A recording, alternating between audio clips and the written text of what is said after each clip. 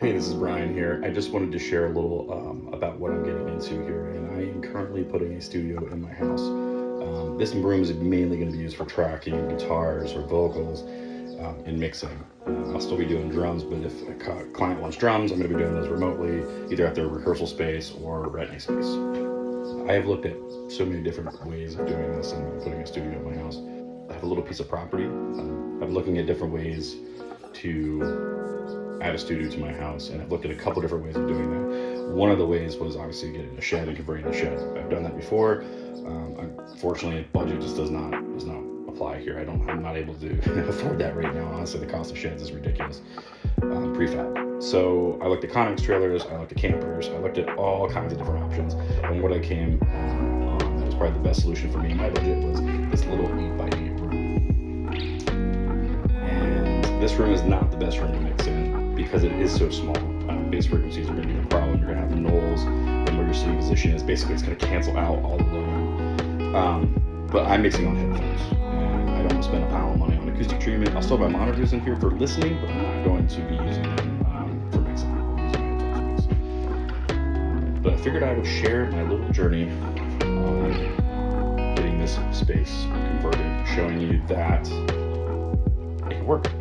You know, a little tiny room in the house, save you some money. I know it's not isolated. I got 2 kids running around and whatnot, but a little bit of communication and things like that, I think it can work just fine. So stay tuned. To give you an idea of where I was working, this is my living room. Not the most ideal situation, but I made it work. So we're going to upgrade to a nicer spot.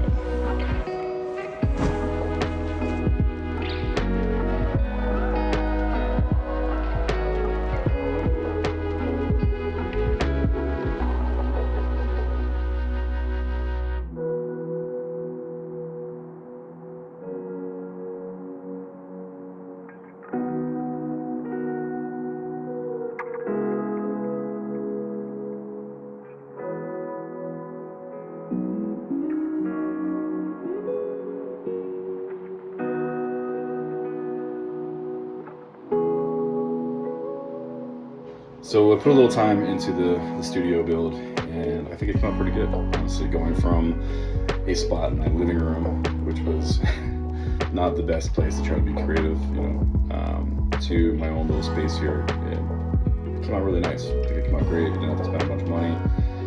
It just goes to show you that, if you have an empty room in your house, or if you have something that you can build a small room in your house, like put a partition up or something, this could be a good workaround. So it just goes to show you that, just a little bit of effort, you can change a little room into something pretty cool. So without further ado, here's how the studio came out.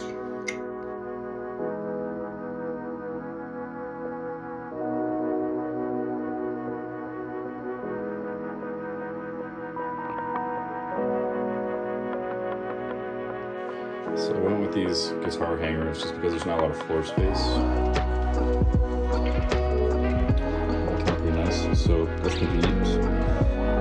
Got a little bit of organic life down here.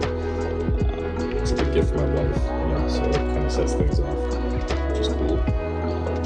So we got the space for clientele or myself to just kind of hang out and chill while listening back to some tracks or working and stuff.